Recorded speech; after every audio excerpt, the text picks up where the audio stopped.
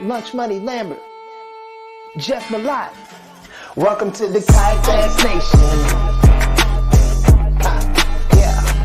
Welcome to the Kayak Bass Nation. Kayak Bass Nation. Hey. Welcome to the Kayak Bass Nation. Welcome to the Kayak Bass Nation. Welcome to the Kayak Bass Nation, where we talk about fishing and competition. It's your boy Ox Pippin, aka Ox Fishing. Don't come over here tripping. Hey, hope you enjoy the show. Jeff Malott, Lunch Money Lambert, Lego. Hey, welcome to the Kayak Bass Nation. Kayak Bass Nation. Welcome to the Kayak Bass Nation. Kayak Bass Nation. Hey, welcome to the Kayak Bass Nation. Welcome to the Kayak Bass Nation. Welcome to the Kayak Bass Nation.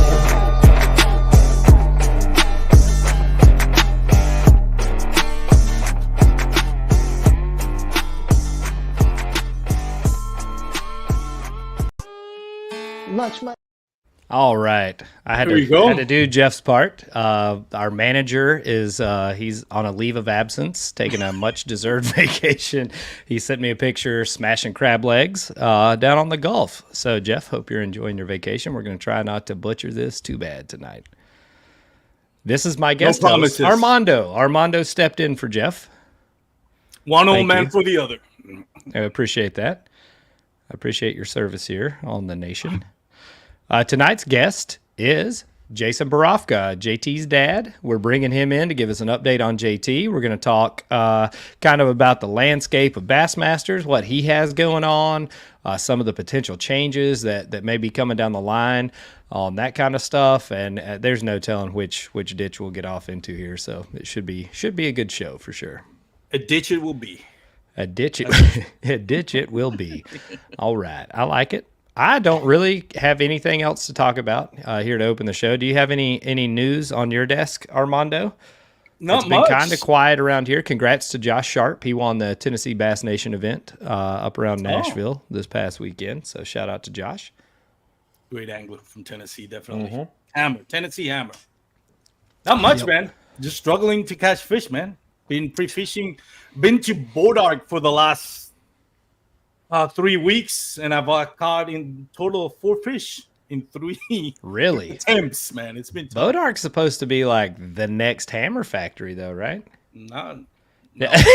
You're asking the wrong. Maybe for Guillermo, maybe for Matthew Scott, but not for everybody. We'll ask this guy we're about to bring on about Bodark, see if he knows anything about it. I know he was hyping it up big, watching the water levels, waiting on it to open. So we'll see. We'll see if Jason's got any words of encouragement for you on that one. Maybe some waypoints after we stop recording. Yeah, we're going to talk about Bassmaster and waypoints. So that'll transition well. Oh, man. Good transition. Yeah, I like it. Let's go ahead and bring Jason in. Hey. What's up, buddy? Up, guys? Hey, what's up, everybody? How you doing, Jason? Staying alive, man. Staying alive. Thanks for having me on. Oh, we love having you on, man. I feel like it's a yearly tradition at least. We gotta do a welfare check on the people and make sure everything's going well. But just to keep you humble, the real star is JT. Just to keep you humble, though. He's the boss of the house. Yeah. So. Armando, you were there at the Classic, right? In Fort Worth, whenever the whole JT thing happened with Joe McElroy. I wasn't at the award ceremony because, getting into that, we don't have to talk about that. Yeah. But I was at the... That was a headache and a half. I'm glad we got that ironed out at least. Yeah. Good old Steve Owens, godsend. But I was at the Classic.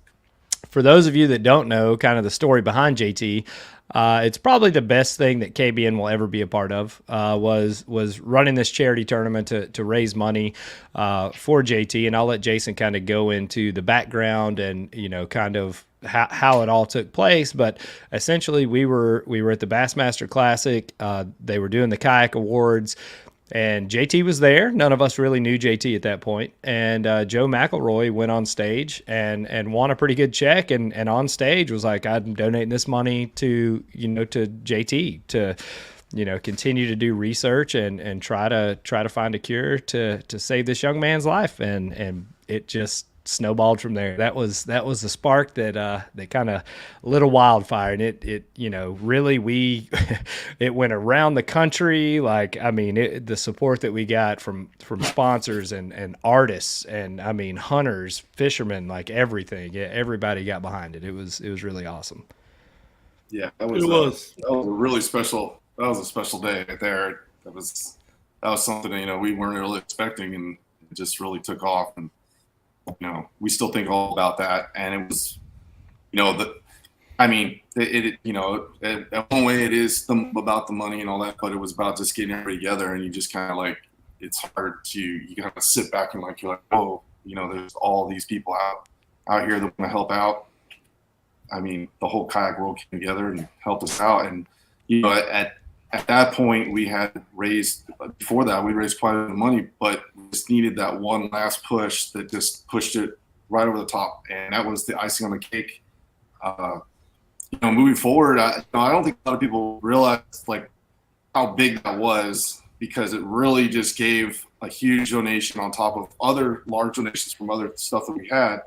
And it really just kind of, I don't want to say it convinced the school or convinced anything, but the process of writing a grant for what they're trying to get done, they had the funds to get that part done, to get the grant done, to open it up into a multi-million-dollar project. And a lot of people don't know that that's where it's at now. Those grants got approved. So the whole thing I think it's from University of Pittsburgh. It's almost a $3 million grant, went to the TPI fund, which is all just JT. And then University of Alabama bumped in, and they're also coming in with, I think it's somewhere around $6 or $7 million. It's a serious deal now.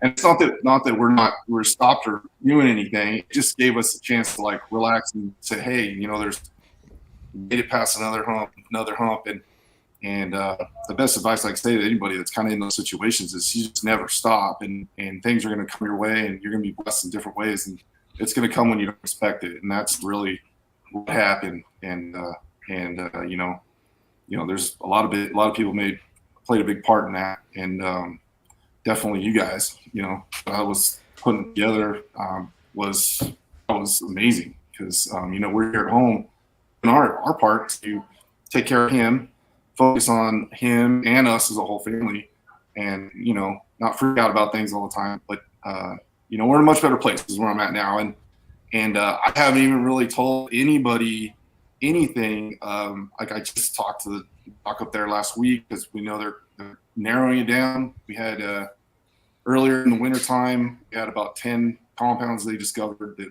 are going to help them, but they have to narrow that down, and we're at 7, and then now we're at 3. So it's getting really close. Yeah, it's pretty. I mean, I got chill. I get goosebumps. It's almost there. I mean, and whatever happens, it's meant to be, and it's for a reason. But JT's not only that. He's doing really good on his own and doing some stuff that, from eating by mouth, which they told us he never would, coming off of the vent. He's off of the ventilator all day and with a cap on, or speaking about all day. He only sleeps on it. There's a whole bunch of different things. Types of leg strength. He has a little bit of head. He's weak. He has TPI, but overall, he's come a long way. And we just know that as long as we can keep him stable and how he is, that those compounds, which are, that's the way they just describe cures, but compounds, we'll find the right one, and they'll be taking it soon, hopefully sometime within the next year. But that'll be another challenge when we get there. So I'm excited. And for people that don't know the background, JT has a super, super rare disease. And at the time, they were like 4 or 5 people in the world that were alive that they had found it in. Usually it was something that they figured out, after it was too late. And that was one of the things that kind of, I think, struck a chord with people, is like, this is something that can make a difference right now. And I think, it's been 4 years now since we we did that, going on 4 Crazy how years. time goes. I mean, it's It's been a crazy, but that I remember, going back and forth, and you were sending us updates with the university and stuff, and they had like one person in a lab trying to run a million different, combinations of drugs and stuff, just trying to figure out something to lessen the symptoms. I think they were, able to hire a couple research assistants after that, and really got the ball moving on, finding things that are going to, extend his life and make him, a lot more comfortable and functional. And, Jason was telling us before we came on the show, he's going to school now, getting off the bus, happy to be back home. Like, I mean, it's a crazy story. Yeah, I mean, now there's 23 employees or people working in there. They have access to the robots and all that stuff to speed things up because of that grant, and it's a much bigger thing. And the end game, and we all know that there's pharmaceutical stuff. The end game is somebody's going to make something off of something. And what I've learned is when there's extremely rare diseases like JT's, which now we know there's 9. Unfortunately, there was 10, and one person passed in another country. So it's different here in the U.S. But that fast forward to that is that I got sidetracked here, but we know that there's more people and more they're focusing on, the school is, and the end game is basically the research that's being done. Once it's complete for JT or all the TPI kids, that is genetic research, and that's where the money in the schools is going to genetic research, because at the end of it all, they're hoping to possibly use that in 1,000 other things that are more popular. So it would help not just TPI children at the end; it would be the beginning of something that is going to be bigger, which will help thousands, maybe hundreds of thousands of children all over the U.S.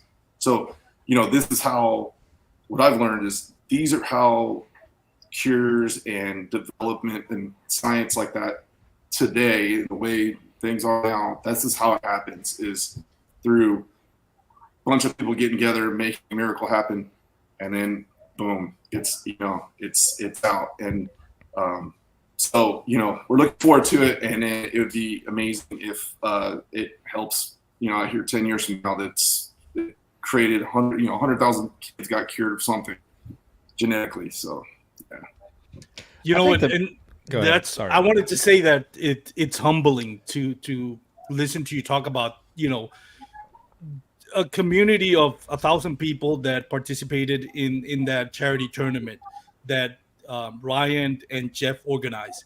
Joe McElroy donating his winnings.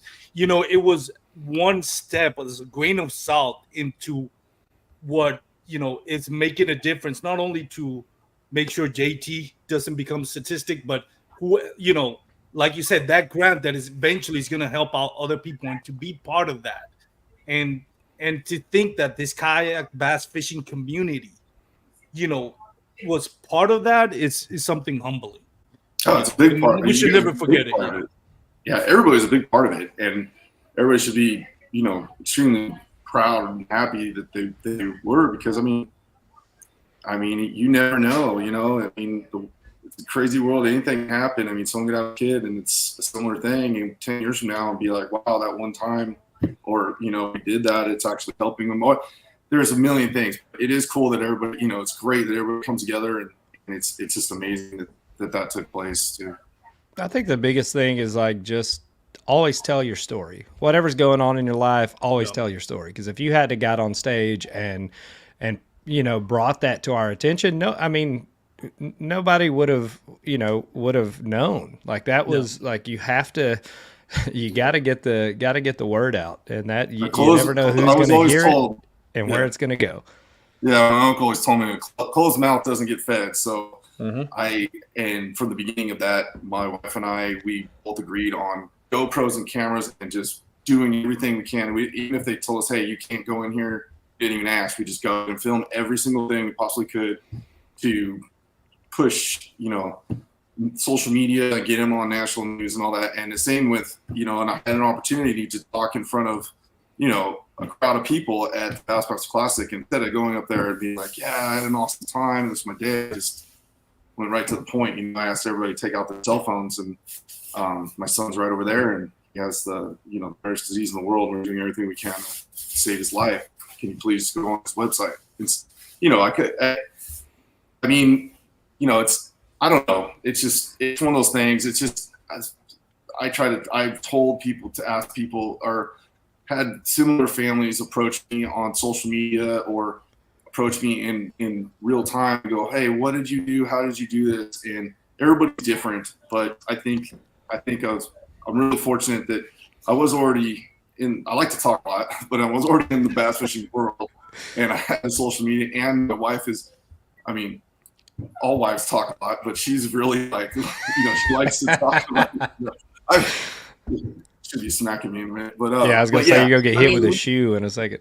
She's a big part of this too, and we work together, and we just had our 18th wedding anniversary, so we've been around for a long time together. So, we work together, and we got it done, and we knew that every chance we had to talk or to speak out loud, we did.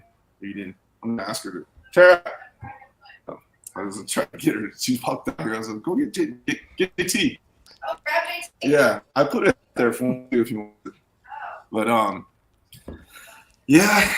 we're here at this point, and things are good in Texas, and we have 24-hour nurse care at our house. I'm sure some people know, but it's a pretty hectic house. It's not what everybody thinks. We basically have a hospital room in the bedroom, which is set up. It's badass for him. And, his ventilator, everything. But having an amazing staff of nurses that are basically family to us does help too. Here he comes. Come on here, buddy. Might be a little sleepy, but he's getting to that point. Oh. Yeah, buddy. He's getting big. Yeah. Yeah. Oh my God, yeah. It's like 40 pounds. Hey, what's up? See yourself on there? Yeah. Wants to say hi. Hi, honey. Yeah, we got up your sponsors. Yeah. There we were. Yeah. Yeah. Love it. Here. You took it off. It's fine. But even right now, he's not on the bed. He's just hanging out. He wants to go hang out with mom, huh? He is a little camera shy, and I think that has a lot to do. We think it is because we've always had a camera in his face, and he gets all kind of frustrated. So he's a little camera shy, but once he gets off this speaking valve, he'll have a lot to say. So, He's like, what's up with all these paparazzis? I know. He's like, come on now. yeah. Come on, I'm trying to take a nap. Say hi. Love it. Say thank All you. all the nurses call him Little Daddy. 'Cause look at that face. Oh, Yeah, All he's missing is the beard. it's coming. The beard's coming. He'll have it by 12. Yeah. Oh, man. All right. You want to go hold on to mom or what? All right. Nice seeing you guys. See you, JT. That's awesome. All right. Now that we got all the emotions out of the way, how's the career going, Get down Jason? to this smack talking. No, who thought we would be teary-eyed on the KBN podcast, man? Here we go. It's happened too many times. We get in too deep sometimes. we lose our edge there. So you fish the opens this past year? Yeah, and I didn't even put online or anything that I didn't even go to the last tournament, man. I had the season, the most disaster season. It was the first time I've ever surrendered and said, okay, I can't. I've had it. Everybody has adversity. I knew what I was getting into going there with everything I got going home. I'm okay with that. And I got a million excuses. I had foot surgery right before that, major foot surgery. Just recently recovered from that a month and a half ago. And I had just a ton of stuff. I learned more this year than I have all the other previous years. So that I fished and on any circuit. So I learned a lot about myself, and I learned a lot about new lakes, and just to learn a lot about the way things are going and the way I have to fish. And it was just, things were going right. I made a lot of bad decisions on the water. That was mainly what it was. So it wasn't I get the forward facing sonar thing, kick my ass, or, and it did, but that was my own fault. And then, and it just, the last tournament I went to, I had some trailer issues, and I didn't brag about it or nothing, because it happens. It was actually something I just didn't do my boat. And I just had a tire basically fall off right before I left, and I had it fixed up. So when you go from Texas all the way up to the Great Lakes, not knowing if you're going to get there, you're stressed out. The first day of the morning, my tire came off of the tournament. So it's like, I was like, is this how it's going to go? I love Vexus and everything. Hold on. They can't even hear these ladies. Hey, Tara, can you shut the door? This is like reality TV. That's the best part. Yeah, two of them together. Anyways, yeah, and I thank Vexus for really taking care of me. I would have been stuck up there in Michigan had they not got me patched up the next morning after the tournament, and I got home. But I got home, I thought about it, and I talked with Tara, and I said, look, I'm completely smoked out of the points. My goal was to make the elites, and I think I just need to step aside for the next 3. So surrender my deposits and regroup and go for it the next year. Yeah. Sometimes that's what you got to do, man. This year's been probably the worst year of fishing I've ever had ever. And Armando and I were talking about it earlier. I don't know if it's the landscape of kind of where we've gotten to, or if it's just me kind of burn out a little bit, after a decade of running all over the place. I enjoy sitting at home with my daughter watching her volleyball stuff a lot more than I do. Fishing feels a little more like a job than it used to. And I'm sure for you, it definitely does when that's your goal is making the elites. You're not necessarily going out to have fun every day. You're going to work to get after something. Yeah, it's a lot. I mean, I've done it forever on the West Coast. I mean, I come out here, I'm not very relevant as far as in the bass fishing. I mean, yeah, the guys in the tournament, they know, and they're all working just as hard, and it is a lot to travel, and there's a lot of driving and all that, but that's part of it, and you can't get burned out. I mean, I've had a couple burned out years in the past, and I've been competing for over 20 years, so I mean, it's going to happen. Everything was different this year. So 2 years ago, I fished all the Bassmaster Opens, and I had a really good start and didn't finish off that good. And then, 27 points. Then I look at this, I didn't have a disastrous year where I'm at the very bottom. I mean, I didn't fish this last tournament. I looked, and I was in 108th points for the 195 you guys, which I'm sure there's quite a few guys already dropped out. But,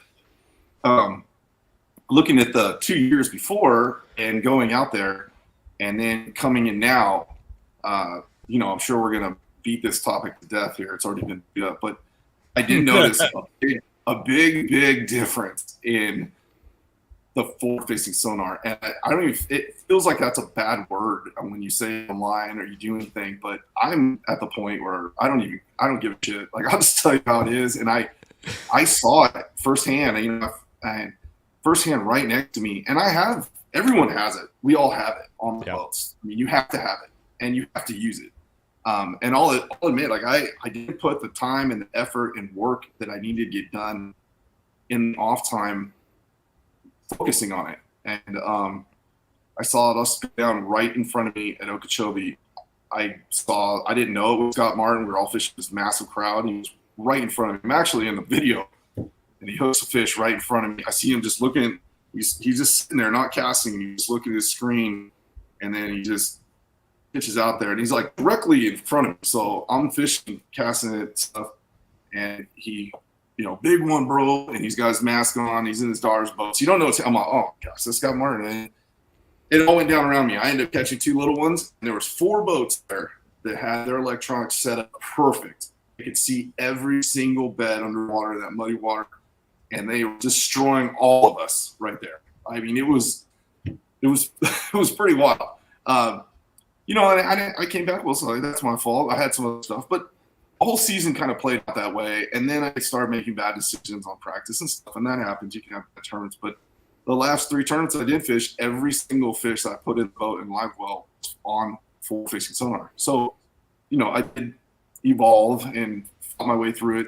But the biggest thing that I saw that was really, I would say, intimidating for me, and I don't get very intimidated going to big tournaments because I've been in some of the biggest ones in the world, and was the fact that my 2 12-inch screens I had in front and my 1 transducer, forward-facing transducer, and my graph in the back, I have side imaging in that, but I'm more like a power fisherman guy, kind of like a finesse power guy. I like to run up fish. When I was pulling up and every single boat, and I'm talking like 80% of the boats have $40,000 worth of electronics on there, I really felt outgunned at that point. Like almost going to Florida without a flipping stick or something. Like I just felt outgunned, and I was like, dang, you know, like I should have prepped myself a little bit more for this. I'll be okay. But things didn't play out. There's a bunch of other things that, you know, I didn't like about it. And I don't know. I wasn't. I think with that though, like where's the line? You know, like where's the line of like what's fishing and what is just kind of video game technology and video games at that point. Like you see people out, like we went to OHIV and there's people with 2 or 3 transducers on their boats. Like nearly everybody out there is running 2 on their trolling motor. So they're getting, you know, nearly a 360-degree view with live scope as they're out there. And that was like, that's the most boring fishing I've ever done. Is we ran around OHIV in February and literally just chased singular fish, and it sucked. Like and you see viewership numbers, you know, like with MLF, like everybody's forward facing sonar, you watch viewership drop off. Like it's not fun to watch. It's not fun to do. What are we doing? Like what, as fishing, like as competitive fishermen, like what are we doing? Like, I don't know. And I know, you know, Bass is obviously, they've got a panel kind of reviewing the impact of forward-facing sonar and that kind of thing. But like you see like a lot of the greats, like the names that are, you know, perennial powerhouses in professional fishing kind of just either retiring or just falling all the way, you know, out of the top 50. Like, I mean, these guys are dropping fast. Like what, you know, what's the landscape going to be? Is it unlimited? Are we going to have baits with sonars or cameras on them that you drive to the fish? Like what's, you know, where does it stop? I saw that Spike, the company that makes that dye, now they have a dye for forward-facing sonar. Now, I don't know how it works, but I'm like, all right, what are we doing here? Like, I'm not criticizing. Hey, you know, that one thing is the market. You and I were talking about this in the pre-recording, Ryan, and Jason, you chime in on this. This is my opinion. Now, I don't watch much. Fishing is like baseball. I love playing it, but I don't love watching it.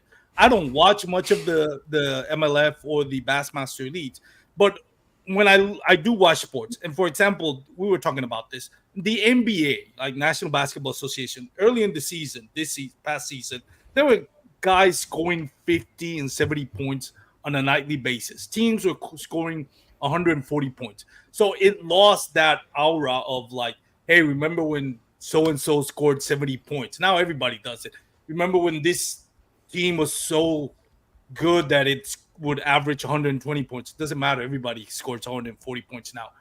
And the competition committee, midway through the season, decided, hey, you know what? We need to figure out this. Maybe we need to, you know, let it be more of like not ticky-tacky fouls and stuff like that. And let's get the scoring drop. And it become more enjoyable. And I think when we're talking about a sport, the caveat to this, it's viewership. This is a televised sport. That changes everything, because now a big chunk of, or 100% of not the winnings, but the money that Bassmaster is based on viewership. And if viewership is not happy with what they're watching on TV, you have to make a change, because now it becomes like catching a 30 bag is going to be the norm. So where's the aura in that? Where is the nostalgia in that? Everybody's doing it. So when does it stop? When does it become enjoyable or stop being viewable? And I don't know the answer to that. That's just my opinion. I don't know the answer, but you touched on a couple things there that I in my mind I've seen. One is like what you said, like baseball. Like if they said they came out with a new bat and it was aluminum, and they were like, and you have the greatest home run hitters right now. There's every team's got an awesome hitter. You've got these guys that are hitting home runs, and other guys aren't. You add in a bat where everybody can swing it. Now that 40, 50 home runs that guy's got, everybody else is so close that it really he doesn't shine. I've seen similar in the weights of the tournaments. If you really look at them, they're like so close. So, but the big weights go farther down. It's like everybody's catching them, and they're still gonna be like, well, you still got to find them. Yeah, you can find them, but it's not like when I was up there at St. Clair. Like, I had a terrible tournament. I had fun practicing. I underestimated everything there, but almost every single fish I got, I could see, I could catch. So it was like, I just drive on the lake and just stop. It's like and I just have the bare minimum. I think that the weights are getting closer, and it starts to turn into more of kind of a luck thing. If everybody can do it, it's not. I guess what I'm trying to say is we're just not having those home run hitters knocking out of the park. You're not seeing the Brett Hite come out with the chatterbait smashing them. And is that what everybody wants to see on TV? I don't know. I was before I just kept myself. I was like, it can't be that bad. Can't be that bad. And now I'm kind of seeing it. Now, if you're 25 years old or 20 years old and you're just getting into the sport, and you're just in the sport, if you have money or don't, if you have money to do that, you're starting off with all of that stuff. You literally are getting really good because that's all you got. That's what you do. And someone like me, I have a ton of ideas that I want to do. I want to go to a lake and throw big crankbaits, and I want to do jigs. I want to do this, and I want to do this and this and that. Well, you've built all this knowledge up, and it's gone. But really, what it comes down to is I can learn all that stuff. I can do the forward-facing sonar, and I am, and I'm using it all the time. To me, it's not fun because I already went and did all the cool, fun stuff. It's not as fun and not as exciting. Yeah, it's easy to go out and catch them. It's kind of like I was trying to tell somebody. It's like, I catch catfish and go jugging, and it's fun for a day. I can go out and throw out 25 buoys and catch big fish. It's fun. But I'm not going like, dude, it's so awesome. I'm going back out the next day because I could just hammer the catfish. It's similar to like I don't know if I'm trying to explain it right, but I feel that way, that it's taking a lot of the fun out. There's going to be an argument that Gerald Swindle and all these people, they're just old, and they're not. They're so involved in the whole fishing industry and world that they have other things they would love to do. And they feel like they've seen something decline because of forward-facing sonar. And it's not that the young guys are here. We need young fishermen to do this. And is it even fair to take it away from them? They're already there. I don't know the answer on that. But if you just really look, you could see the flip-flop. Like, you could see all the young guys up there, but they've studied that so well. But eventually everybody's going to catch up. Now everybody's forward-facing sonar. And it's going to be just – I think the viewership is going to – I don't know the statistics on it. I've heard this and that. I remember Bassmasters posted something about their first viewership on their first tournament of the year. And I was like, that Ben Milligan guy, half the viewership was from his followers watching the show. I don't think it had anything to do with everybody just wanted to see him because he's a great fisherman. And he's there's also – I'm not saying he's a great fisherman from forward-facing sonar. I'm just saying he's a good fisherman. I think if you take it away from him, he's still going to be relevant. He's still going to be really good. And there's a number of guys like that. But I have met over from the last bass season when I fished the opens, got to know everybody because we're all like family in a way. Some people are weirdos, but again, yeah, it happens. Sounds like the KBN group page. but I've watched guys that went from struggling that just picked it up to boom, they're way up at the top, and the curve there is scary. That curve of that, I just don't think it's sustainable in the tournament world. I'm never going to give up. I'll do what it takes because I love fishing so much, and that's all I've done my whole life. But I see it, and then really, no one really knows the impact of what it's going to be like 5, 6, 7, 8 years now on the fisheries. I just don't know. I could see that St. Clair. It's a little Great Lake. It's huge, and I don't have all the facts in front of me, but Bassmaster Opens went there before the MLF, whatever they call that other series. I don't even watch MLF anyway, but that other series they had. But I looked at the weights, and they were way down from when we were there. And I know I was catching a lot of little fish with my few fish I caught, but a lot of guys that were catching 20-pound bags, which 20 pounds a day got you 70th place, I think. They were catching 40, 50 fish a day versus going out there and catching 10, Is that a good thing? I mean, because a tournament like that size, 225 guys, that they all know how to fish. They're all really good, from the youngest guy to the oldest guy. They're going to impact that every time. And everybody's like, well, it's just once a year. But it's not. Those are the fish that live there. Those are the 15, 18-year-old bass that are getting caught. I mean, are we going to affect something in the future? Another thing is I knew they were going to come out with a cheaper version of it where everybody can afford it. So pretty soon, and it's already happening here in Texas, there's a bridge where I launch all the time, and there's guys out there with just little trolling, kayaks. I'm just they just go out there and just slaughter the crappie, and now they're depleting this bridge. And yeah, it could be just the year it got tough. No, they go out there for an hour and they got their limit, and they come right back in. Are we going to hurt the fish in the future? And then also the argument is like, it's the same as 2D sonar, or it's the same as side imaging. It's not. It's completely no way. No, it's not even close. Apples and oranges. Side imaging, you may run a ledge and you may mark a school of fish off your side scan. And then essentially, you're casting at the spot, trying to get them to eat. Forward-facing sonar, you're literally targeting the fish that you want to eat and dangling a bait in front of it until it finally does. Like that is not at all like how we started. You're just constantly casting it, and you're trying to. It really gives the fish a major disadvantage, and that's why I was worried about it affecting it. And everybody, I heard the bass and talk about they might make restrictions on, I don't know, where they have one forward-facing sonar. I think that's wrong. You either keep it all on or take it off, because in 3 years, you're going to have one forward-facing sonar that does everything. Shoots all around the boat and flips sideways. And there's already electrical devices where you can hit a button and it turns sideways. So if you only have one, you can turn it sideways. I mean, and if we're already seeing fish 100 yards out, what's stopping the technology? It already measures how far out it is. What's stopping the technology from going, I need to cull an 18 or 19-inch fish. And then it just highlights all the ones that you need. Or and someone can think I'm crazy, but I'm not. No, I think as you see AI integration into everything else, you're going to see it in the forward-facing sonar industry Absolutely. too. And go ahead. I'm sorry. No, you go ahead. No, to piggyback out of Chris Cabral's comment on YouTube, it says, where will it end bed fishing?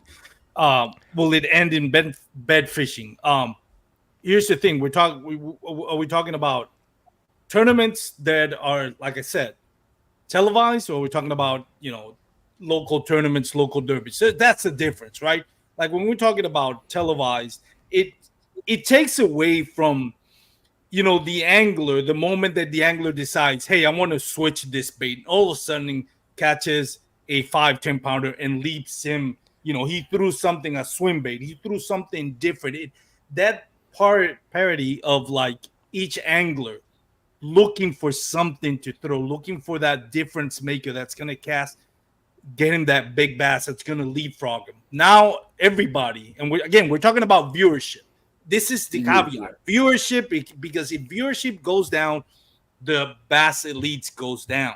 That's the main thing. Whatever you do with your local derby, I don't have, I could care less. That's your local derby. But when we're talking about viewership, when everybody's doing the same thing, just the Mickey rig off of a waypoint, forward-facing sonar, it takes away that parity, that excitement of watching anglers make instant decisions and leapfrogging each other until finally we get to see a winner. It just loses that nostalgia, in my opinion.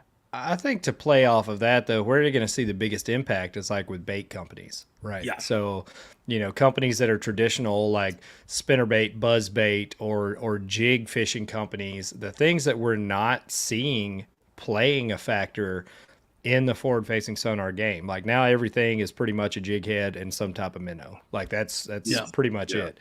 So when you start seeing the impact on these bait companies and their marketing dollars and their sponsorships, I think that's when you'll see kind of the biggest realization of the effects of forward-facing sonar on the industry. Like when it starts hitting the bottom line and these guys can't pay as many people or can't sponsor a tournament series for as much money because they're not selling their jigs or their spinner baits or crankbaits, whatever it may be, I think that's where you're going to see everybody kind of wake up like, oh man, like we got in too deep. Like it's great that Garmin's making a pile of money off forward-facing sonar, but when Dirty Jigs goes out of business or whatever it may be, like that, I think that's when people are going to kind of wake up like, like now we've kind of changed the paradigm here, so to speak. Yeah, I completely agree, and I could actually like really relate personally to the lure industry because I mean I own an umbrella rig company, and it's G-Funk Baits. We sell through Tackle Warehouse, G-Funk Baits. We make the G-Rig. Even an umbrella rig company is being affected, and we have 26 retailers, and I've talked to all of them, and it's just everybody wants to buy a little and they're not selling, and then someone like me, it's not a big business. It's a side deal. I have it with my buddy, and it's a side deal. We even years ago we tried to come out with we already made it, but it was a tungsten little swim bait head that was designed just for umbrella rigs. After we got through all the stuff and designing it and all that, we tried to figure out how much money we could make off of a little head, and it was literally we got to sell million of them. Like I mean, you can't. It just because the profit off of that's not a lot. So those big companies that are selling those big striking crankbaits for $12, they're probably getting made for whatever 50 cents or $1. They can make a big profit. But when you have a little thing that you try to sell for $4 a pack or a little jig head and that's all it is, they're not making a lot of money. And we even seen it just with our rigs. I mean, a rig is great on forward-face sonar, but a lot of fishermen that I know would rather prefer to throw a little minnow on. I mean, versus that, because they can tease it right in front of their face versus something just roaring through the water. So that's already happening. I mean, it's already really seriously happening. And I have personal conversations with retailers and buyers that is happening. Going on the bottom line outdoors question, and let me ask you this, Jason, and Brian, you can answer this. Do you think there's money behind the table? For example, X company that produces forward-facing sonar is putting underhand money to whoever the power should be to make sure they don't get banned? Or do you think it really comes down to Bassmaster, MLF making the decision what they think is best for the sport? I hope no one's getting something like that, but I don't think that's the deal. I think the forward-facing sonar is already here to stay. Everybody knows about it. They're already going to buy it. Every crappie boat out here in Texas has it.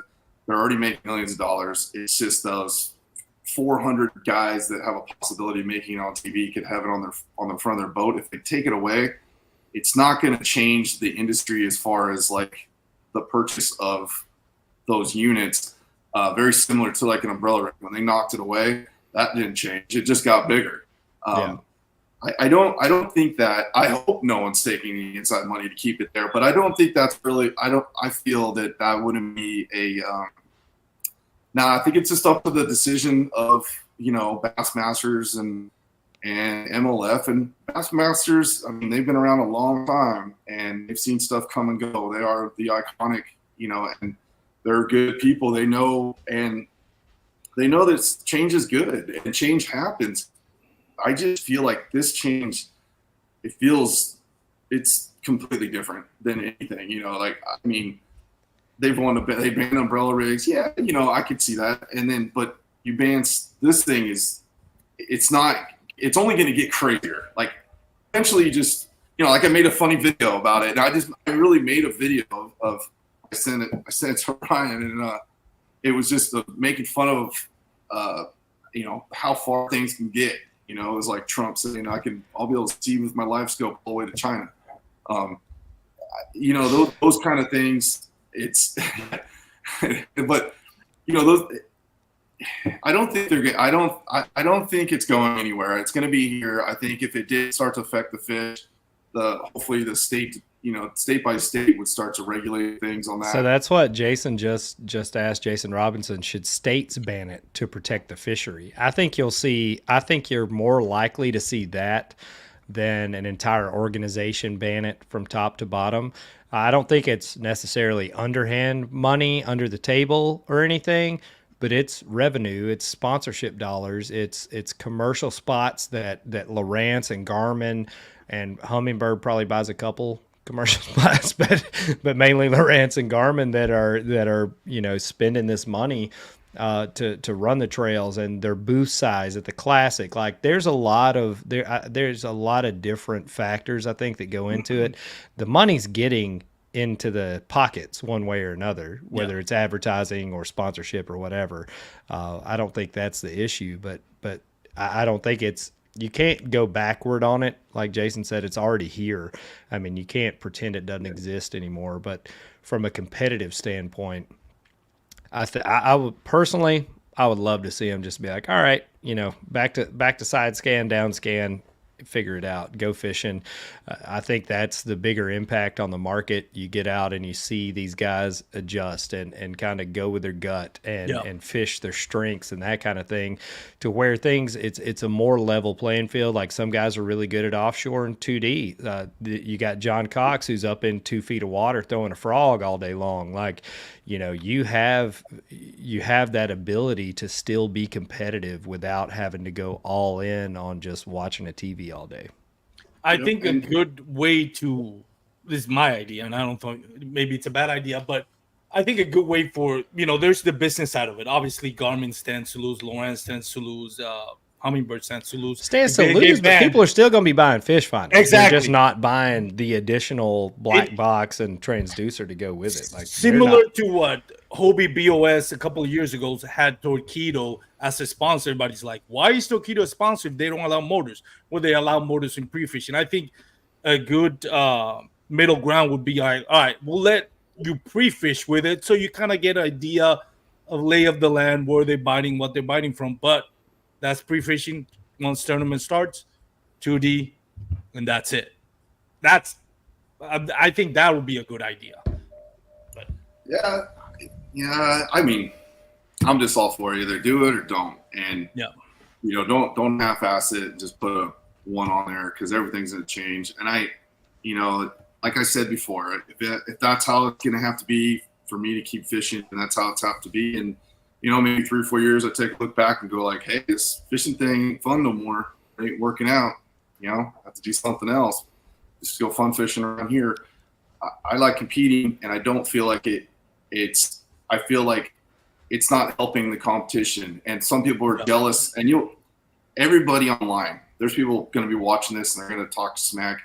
I know about social media, and so do you guys. And it's like, majority of the people that are like, oh, he's just an old crybaby and all that stuff, most of them don't even have a boat, first of all. Or exactly. They've never experienced, something like going to a major event when you have thousands of dollars on the line, and you've got hopes and dreams, and every single person is like that there, and they're all good. And you get there, and you're pretty much all doing the same thing. It really takes away from like what you said about instinctive, the thrill of the unknown, and the that last minute decision that, what, it's getting windy, I'm going to hit that one bank one more time and crack them on TV. Those are the things that I grew up watching, and I think that my kid, JT, would love to see that. I just don't see the future of everybody enjoying coming out and just going, well, he's just looking down, he's sitting in the seat. Oh, he's got another one. And also the viewers that don't fish that we want to watch, it's not entertaining. Like seeing Greg Hackney flip on a bush, get it tangled up, and it's just, it just doesn't, to me, it doesn't. Maybe it does to the young guys. I don't know, but I talk to every single person on the Bassmaster Opens, and once you hit an age group, you'll start to feel it change back. Like, oh no, they're just whining, and not all of them. There's some young guys that are like, nah, man, I would deal with it. I like doing this and that, but now you have to do it. And there's some great fishermen that have been around a long time. They've gotten really good at it, and they're just rolling with it. But you ask them, they'd be like, I'd rather have it the other way. Yeah. Yeah, I mean, we've seen it for decades now.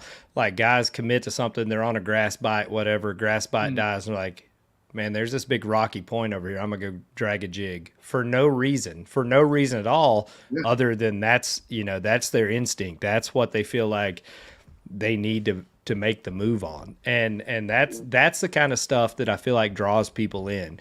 Because you feel like you can go out on the water and you can learn that and duplicate that and spend enough time to where you kind of develop that inside you.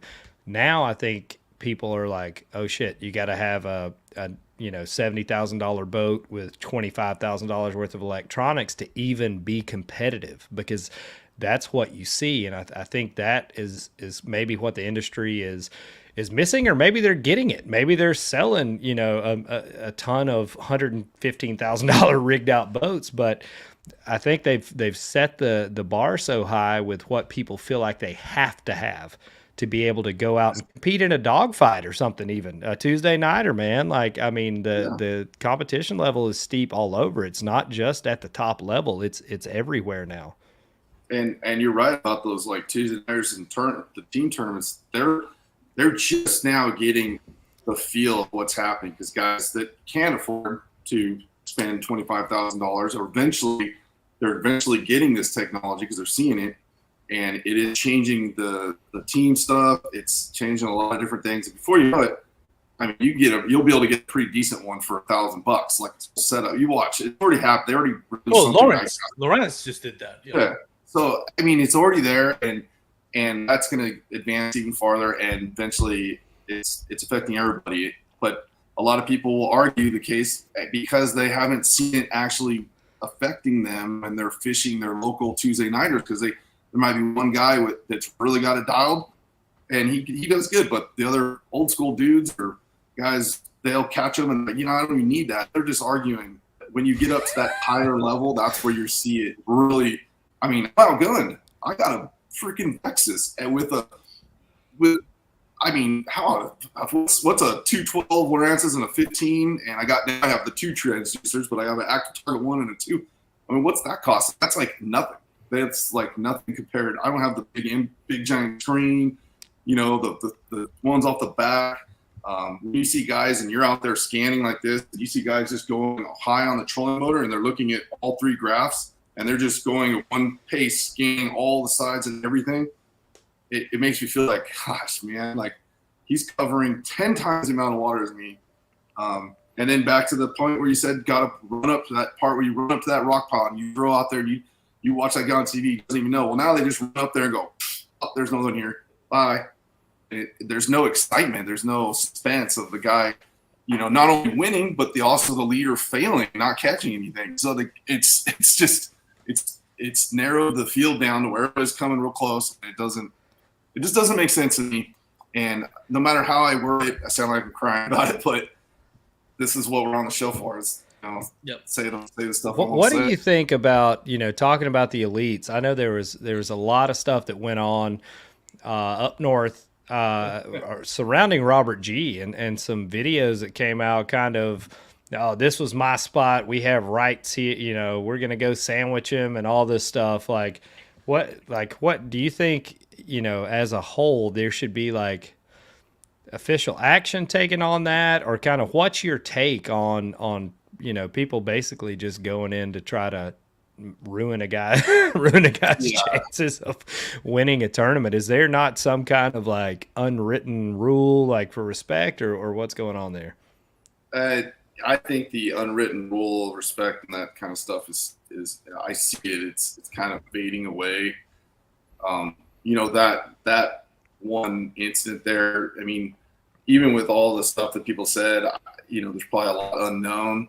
But when you're caught up in that situation and you're, say him, where they crowded in on him, and yeah, that would piss me off. I mean, no one can say that that's their spot from a previous tournament or anything. And I believe if someone's there, they're determined really, and they're fishing on one thing, you don't have it. You can always go up and say, hey, would you mind if I cast there? Say, go, get out of here. Then, okay, bye.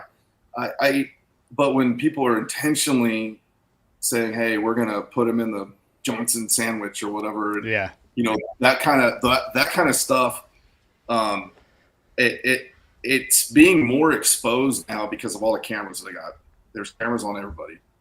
There's even GoPros on every single person's boat now. Well, I mean, if you're making videos beforehand, I feel like that's kind of a premeditated. Like, it's not like you just showed up. And I don't know if you've ever been trapped in a Johnson sandwich. I have, and it's a very awkward moment. I don't. Oh yeah. Recommend anybody try that by surprise. I just my last recent tournament. I don't. You guys know, heard of Trevor McKinney? Great guy. Yeah. So here's the thing: is there's a buoy in the middle of the lake. I pull up, and it's out in the bay where everybody's fishing. It's nothing popular, and I caught the 3 and 4 in practice there. And there was a guy, and he was just pulling away from the buoy. Now it's a big area. I'm not talking we're real close. There's 3 huge grass clumps there that I was really surprised. I just saw a buoy. I was like, maybe there's a smallmouth there in practice. And I cast over. Wow, there's big grass clumps here. I found a big school of fish. So I was like, I'm thinking, oh, they're going to be 3-pounders. I get up there, guy leaves. Trevor comes on the other side. Now he's far away from me, like totally in his right. Lands there fishing. I could see him. We could talk if I wanted to. Hey, good job or whatever. He starts roping them. I mean, that school I was scanning. I'm like, wow, there's no fish here. And I look over, he's hooked up, and he's not hooked up little ones. He's getting down and grabbing them. He had 27 pounds that first day. I watched him catch 8 bass right in front of me before I said, I can't take this anymore. Pulled one up, and I told my God, I was like, I can't. He's all, and not that the coast, he's brand new. He's all, how come we don't go over there? And I'm like, look, man, I can't. The rules say I can go right next to him and cast right where he's casting because I know that's a school. But, I'm just, in my gut, I would feel sick to do that, and I would leave. And I'll tell you another story, and I'm kind of going to throw the guy under a bus, but I'm not going to mention his name. And I kind of hope he's watching because he stayed with us. I was in the house with a bunch of guys. And I left that spot, and that guy came by there and saw, because he put it in on the back track, all of a sudden there's 8 boats right on top of him, and there's that. He was like, the next day, he's like, I saw right where Trevor McKinney was fishing. He was fishing right next to a buoy. He's in the house with me. And I know him, and we're talking, and he's like, now, this guy only caught 3 fish the first day, completely out of it. And he's like, I got a better boat draw. I'm beating him to the spot. And I kind of was like, really, dude? I threw him out there in the house. I was like, that's fucked up. Why would you? You don't even have a chance. You'd have to go catch 40 pounds to even get a check. You don't have a chance. Why would you go be the first boat there? And I hope ever hears this. I don't really, I don't know. But I don't know him, Trevor, personally, so I can't call him. But I was like, that's fucked up. And I thought for a sec he got it. He's like, yeah, you're right, whatever. The next day after the tournament, he's loading up his stuff out of the house, and he goes, He goes, how'd you do? And I was like, well, I caught a limit. I caught a 5 and I caught one almost 6, but I only had 18 pounds. So I pretty much got last place. He's like, I caught a 5-pounder. And I'm all, oh, cool. Right on. And he's like, yeah, I beat Trevor to the spot and I caught a 5-pounder. And I'm like, are you kidding me? Yeah. Like, that's the kind of stuff you can't really control. There's always going to be those guys. And, besides the fishing part, besides what he said, I'm sure that I don't know.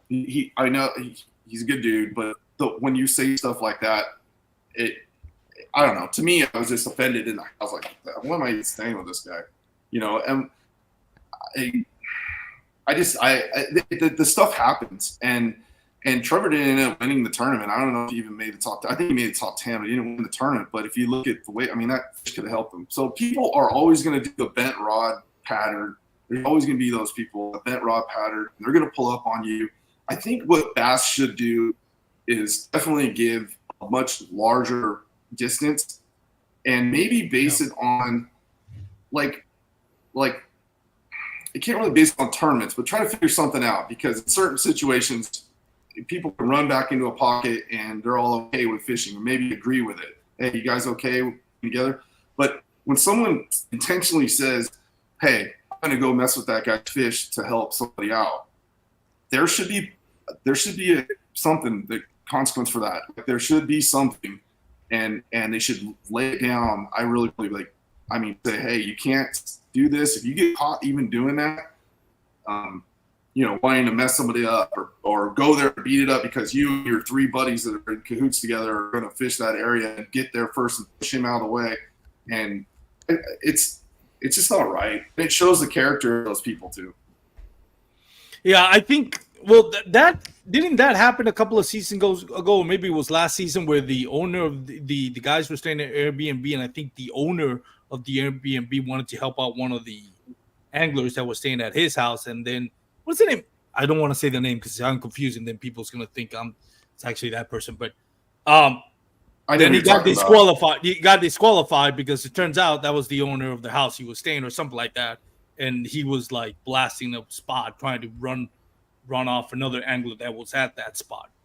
So those that know probably know what I'm talking about. So that has happened where people kind of like get outside help. The problem, obviously, with Bassmaster Elites and MLF, it's televised, right? It's a multi-day event. It's televised. Yep. I think at the end of the day, each angler has to understand there's layers to this. To me, where I think it crosses the line is where you're directly fishing a spot because of what you saw televised your competitor was doing. Yeah, it's not like you found it in pre-fishing. Yeah, you that didn't kind of do deal. the work. You just watch it on TV, and now you're going to that spot. Now, this happens a lot in kayak bass fishing, and I'll give you an example. I remember last year on Possum Kingdom, I was 62nd. Christine Fisher was, I think, 67th.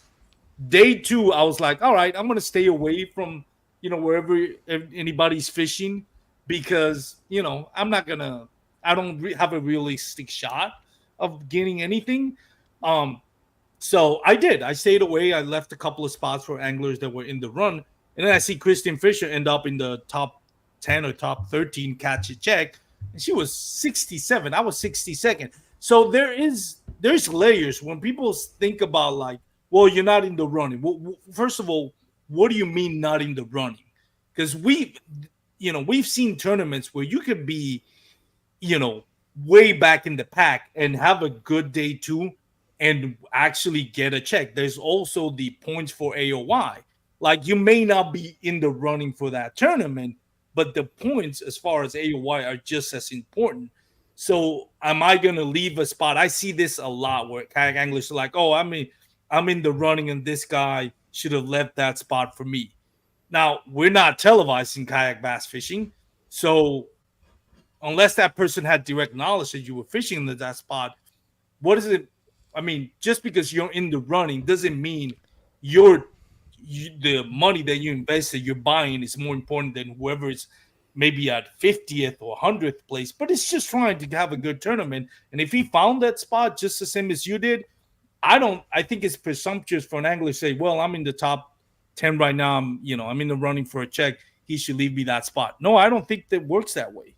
Now, granted, when I know I'm not in the money, then I'll leave the spot. But that doesn't mean that everybody has to do the same thing. No, I do agree. There's the unwritten rule. If he's leading the tournament, leave him alone. But there's also, like you said, points. And there's a lot of situations that happen where the guy was there earlier and the guy in the afternoon, earlier left his spot. Somebody else knew the spot, didn't see the guy there. And we've already seen that go down bass fishing. And forever there's been these arguments on the spot and all that stuff. I think that the major thing would be if someone purposely said hey, I'm going to go mess this guy up. I think when you do it with intent, that's the bigger issue. I mean, we've all watched the old reels, Vikinelli and Kevin Van Dam and all those, the old reels and all that stuff. Guys arguing, the classic. But yeah, it's classic. It's awesome. It kind of builds the audience. But when you actually have intentional reasons to mess somebody up, like the story I said, just something like that, completely out of it, kind of thing. That's messed up. There's no point. He's not fishing all 9 of them. And there's just there's different ways, but I think maybe they just put a larger distance, and just a much larger distance, and crack down on this stuff. Don't just slap people on the wrist for it. Crack them. I think penalties overall should be a little more stiff. You saw that also in the elites, kind of playing out with several failed polygraphs and waypoints and that kind of stuff play out.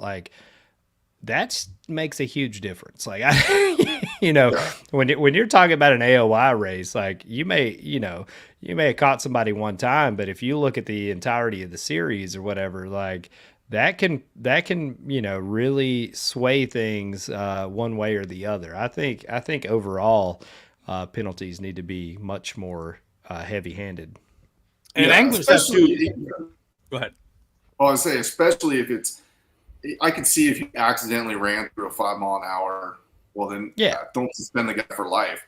If it's an actual hey, that person knows the rules that they're not supposed to get waypoints. I'm not saying anything. I'm just saying an example, a waypoint or, snag fish, those kind of things. Don't just on the wrist. It was an intentional deal. They have to read the rules. You can't just, they know that they weren't supposed to, that person or those people weren't supposed to do that. But it'd be different if someone just sped up too much or did something else. And that's just an accident. And that happens. I mean, I've personally DQ'd myself from the U.S. Open because I fished in an off limits when I didn't even know I was an off limits until halfway through the day. I saw an off limits buoy, so I made a call. And after a week-long practice, I called them and said, hey, I fished this section. I've never been this part of Lake Mead. And the buoys are, try to make it, at least explain what happened. And, it was, They just said, oh, sorry, that's over. You're done. And but not everybody's going to do that. And not everybody's going to release a snag fish. So, polygraph, man. Polygraphs are not as expensive as they used to be. They were doing it in the Wild West Bass Trail, and I saw the bill for polygraph. Even a cheap polygraph, there's no way you're going to beat it. I've taken a polygraph test, and as soon as they hook you up to the thing, you automatically think you're guilty. But you're nervous. As soon as it starts, they're was your wife have you ever said anything mean to your mother? And I'm like, oh shit. I'm sure I have. I'm positive when I was 13. I was mad about something. That's the most stressful thing you can do is the polygraph test. So I think they should do that a lot more. Random polygraphs, sign them all up, all top 10 guys. Just do it.